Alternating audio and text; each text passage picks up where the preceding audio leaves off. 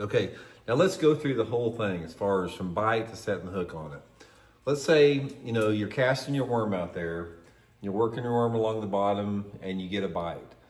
Probably the biggest mistake that people make is as soon as they get a bite on a plastic worm, it's like there's one, it's like you've got to get into this big rush to set the hook, and they reel down like that and boom, they just set the hook like that as hard as they can.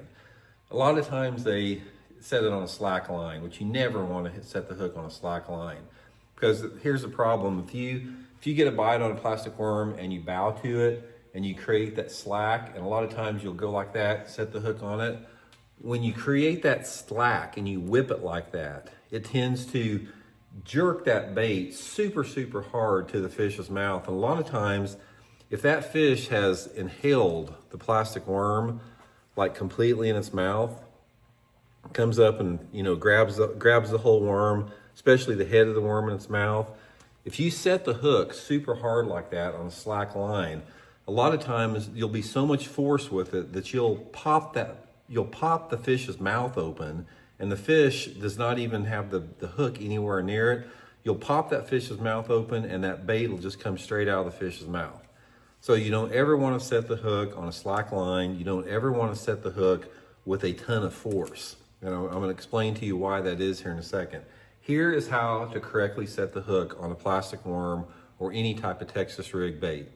If you have a weight on it or not, doesn't really matter. Make your cast out there, working that bait along like that, all of a sudden you get a bite. Now, when you get a bite, you got plenty time, not in any big hurry, because a decent fish, if a fish is over 2 pounds, they'll swim 50, 100 foot away and never drop the bait. A lot of times they'll swallow the hook before they drop it. Fish, if they're a decent fish, they're not going to drop the bait. So you don't have to get in a big hurry.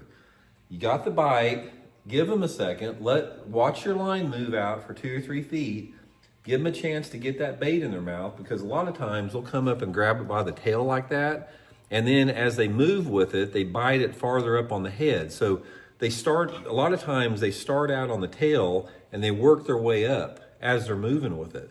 And usually if you let them run for 3 or 4 feet with it, they pretty much got it in their mouth. So throw it out there, you got fish moving out with it, you've let them run 3 or 4 feet. Now, after you've let them run 3 or 4 feet with it, you need to reel until the line gets tight on the worm. You don't want any slack. So when the line is tight, and keep your body in good position, you want that rod tip in about that 9 or 10 o'clock position like I got right now. Just lean back and reel fast at the same time like that. So you're not setting the hook like that. It's like there he is,